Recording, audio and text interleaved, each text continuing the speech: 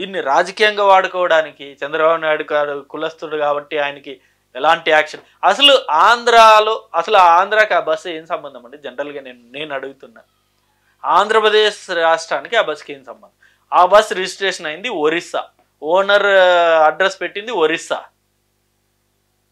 మళ్ళీ ఆ bus travel చేస్తుంది తెలంగాణ టు బెంగళూరుకి, అంటే తెలంగాణ టు కర్ణాటక వయా ఆంధ్రప్రదేశ్ వెళ్తుంది.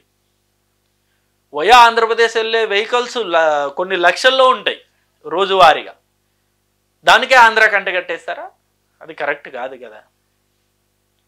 సో రాజకీయాలు చేయాలి, ఎలాంటి విషయాల్లో చేయాలో అలాంటి విషయాల్లోనే చేయాలి.